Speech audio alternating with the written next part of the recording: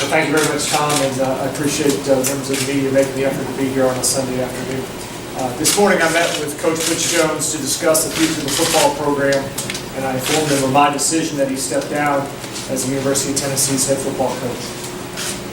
Transitions like this are never easy for anyone involved, and I am grateful for the way Coach Jones, Barb, Alex, Adam, and Andrew have poured their hearts and souls into this community and into the improvement of our football program over the past 5 years. I know that Coach Jones will be successful as he moves forward in his career, and I know that Tennessee fans join me in thanking the entire Jones family for their service and dedication to this community and to the University of Tennessee. Coach Brady Hoke will serve as interim head coach through the remainder of the season, and as always, I am confident that the Vol Nation will stick together, rally around this team, and support our student athletes. We will begin an exhaustive search for a person of the highest integrity and character with the skills and vision to propel Tennessee to championships. This is an extraordinarily special place with unique opportunities and a tradition of excellence. This coaching search will be my sole focus, and I will be in regular contact with Chancellor Davenport. I want to emphasize my commitment to hiring the best coach in Tennessee. And in light of what Tom said earlier, I encourage you to ask your questions today, as I do not plan to comment on the search publicly until we're prepared to introduce our new head coach. Questions? Start with Mark. John, Mark Packard, WVLT. When you were hired as the athletic director, there were a number of requirements essentially in your background and your resume for you to get the job. What kind of requirements do you have in mind for the next head coach at UT?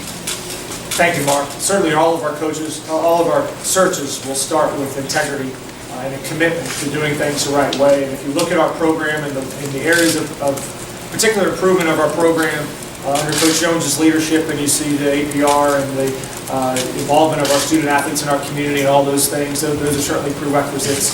Certainly we expect our coach to have the dynamics that would enable him to lead us to where we know Tennessee can and should, Tennessee football can and should be.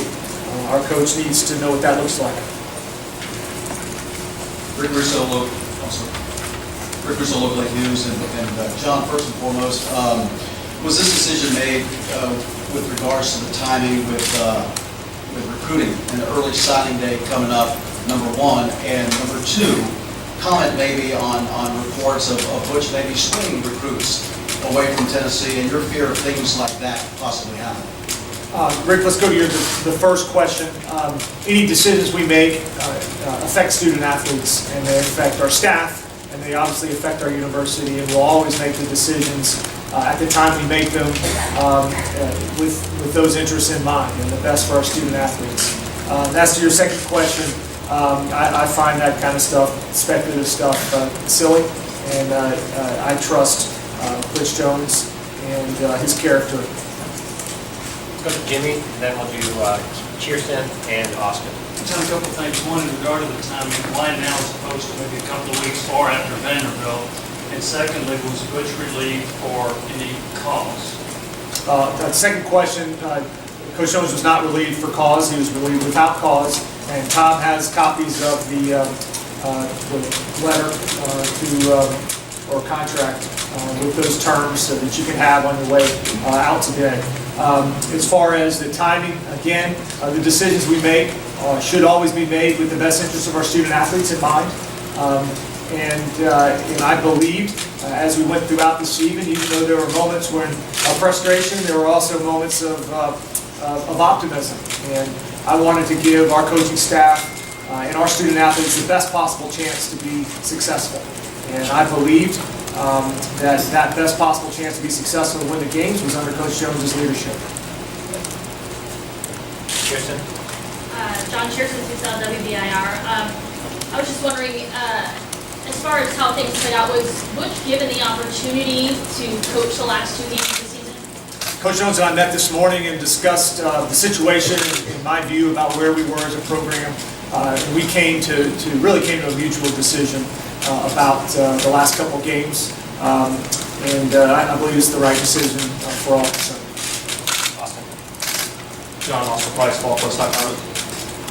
recruiting is so important. The Vanderbilt weekend was supposed to be a big visit weekend. How do you handle that? And what's your message to prospective guys that have either opened back up their commitment, maybe to give you time to get somebody hired before making a final decision? Sure. Well, certainly recruiting is the lifeblood of what we do, attracting great student athletes to the University of Tennessee.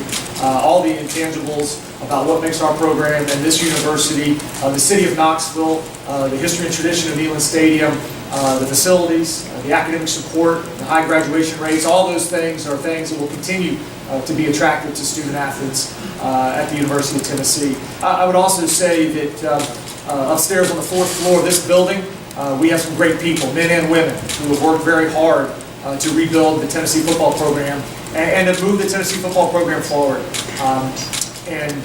Those men and women that came to work this morning, some of them haven't been home still because they went right from the meetings that they had with Coach Jones and then with me, right back into their work, be that recruiting stuff or game planning for the LSU game, you name it. And so I just have tremendous respect and appreciation for those people up on the 4th floor. And many of them left this morning, and their spouses and children didn't know what was coming. And they haven't been home to see their spouses and children because they're focused and dedicated to our student athletes and to our program and to doing their jobs. And so that's our whole focus right now. Steve and then Brent. Steve regarding the Associated Press, just regarding that early signing period, this first year with it, how much did that impact your decision? How much tougher did it make the decision on when to do this, and how does it affect your timeline for finding a successor now? Well, Steve, that's a very good question. The early signing period being December 20th through December 22nd is new in this uncharted territory for all of us to some extent. Ultimately, we have to make the decision we believe is the best interest of the student athletes we have at the University of Tennessee right now. Student athletes who are approaching graduation, some of whom are playing their last 2 games in Neyland Stadium over the next couple days, while we also look at the long-term future of our program. So it certainly is a variable that's new, but the core values and how we make decisions remain the same. Brent. John, Brent Hubbs. A couple of things. One, who will you lean to, or will you have a committee? You said it was be your sole job. Will you lean on anybody? Will you have a committee? Secondly, will you hire a search firm to help you through this process? So I'm very fortunate and blessed. We've got a great team internally throughout the department that love and serve the University of Tennessee, many for many, many years. So while we have this particular element, which is my sole focus, which is this search, we also have a lot of other stuff going on in terms of other teams competing. We had a team compete, 2 teams compete today, one at home and one on the road. We've got a soccer team in the NCAA playoffs in the next round next week. We've got a big football game next weekend. We got a lot of work to do, and so I'll lean on our entire staff to continue to carry forward the day-to-day operations of the athletics program. I consider myself very blessed. I've been able to develop really good relationships across intercollegiate athletics, and I'll rely on some of those relationships as well as some folks in and around this community. Jesse Simon from ballquest.com. John, with the buyout and the rest of the staff, financial commitment that will have to be paid to the rest of the staff, what sort of financial or money are we talking about here with the search going forward? So I believe, again, as it relates to Coach Jones specifically, that's somewhere in the $8.5 million range, and Zach and Tom have that information for you. Overall, all of our assistant coaches are on 2-year contracts, and so altogether it's in the $13 million range.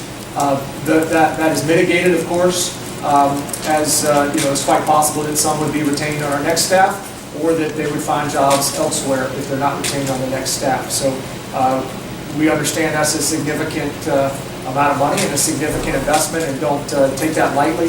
On the other side, we're fortunate that we have the ability to manage that without impacting our day-to-day operations, our ability to attract the next coach, or our ability to keep marching forward with some of the projects we've talked about recently. Mark and then Rob. John, Mark Packer again. In this hiring process, will money be an issue to get the top candidate that you want? And B, as an athletic director, fundamentally you are tied with the head football coach. How much pressure do you feel, having just gotten here, that your signature hire is right in front of you? Well, Mark, thank you for the first question in terms of money. We could always use some more around here, but we know that we have the resources to make the right decision to select the next leader of our football program. In terms of me, I'm really superfluous in terms of tide and legacies and all that kind of stuff. I understand the enormous responsibility that goes along with leading a process like this. I understand what's at stake.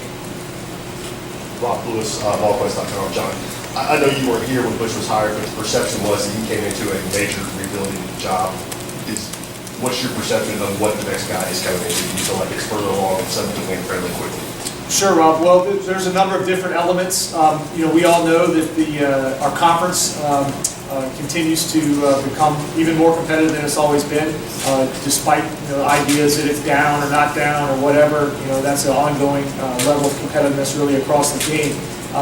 We're fortunate that Coach Jones and his staff changed the culture from an academic perspective. I would tell you that our Thornton Center staff and people on campus appreciate the fact that this staff, this outgoing staff, has made our academic excellence and academic achievement an expectation for our student athletes. And we sit here with the highest graduation rate and APR scores in our history in football. So those things make it better for the next staff. That was something that Coach Jones had to overcome right away. We also have an extraordinary facility, the Anderson Training Center, which I suppose was still under completion or under construction, or maybe just being finished when Coach Jones arrived.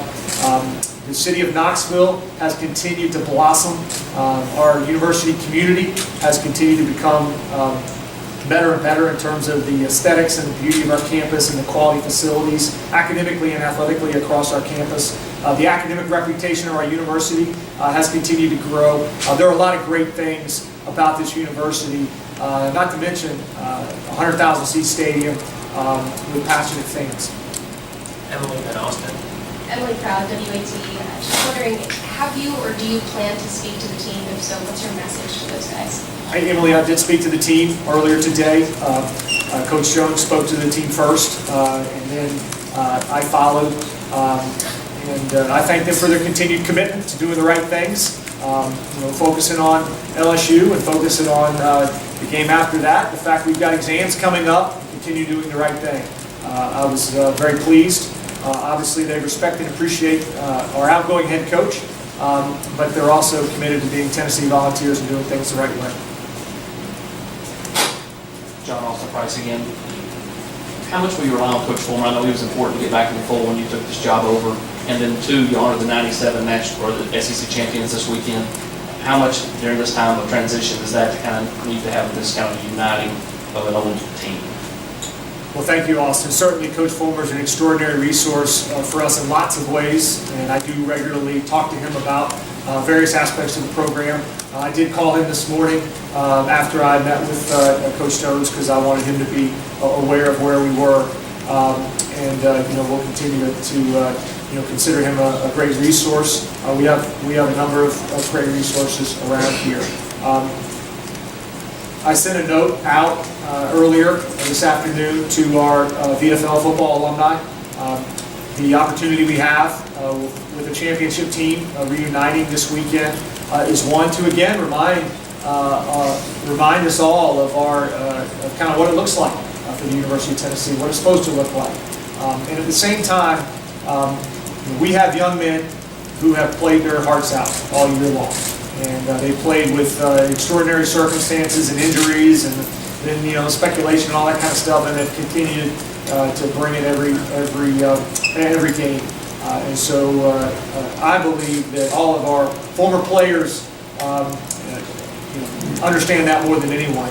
And I know that our former players and our fans will rally behind our team this weekend, and then again against Vanderbilt the following. Rick and then Jimmy. Rick Russo, local 8 again. John, you have a good relationship with Butch, no doubt. From a personal standpoint, how difficult was this decision? I venture to say, coming in your first season as athletics director, probably the last thing you expected to do or want to do. Rick, I have a tremendous respect for Coach Jones and for Barb. And as I said earlier, they poured everything in to making our program better, and our program is better. than it was when they arrived 5 years ago. These are difficult things. They're hard things. I couldn't be more proud of the way that as we've continued to battle adversity over the last 5 or 6 weeks, at how Coach Jones has stuck to his values. He had to suspend a couple really important players a few weeks ago before we played at Kentucky. And what he said when we talked about that was, I'm not compromising our values. And my admiration for him has only grown in this process. And so he was absolutely professional when we talked this morning. He cares about his team, he cares about his coaching staff, and he cares about the University of Tennessee.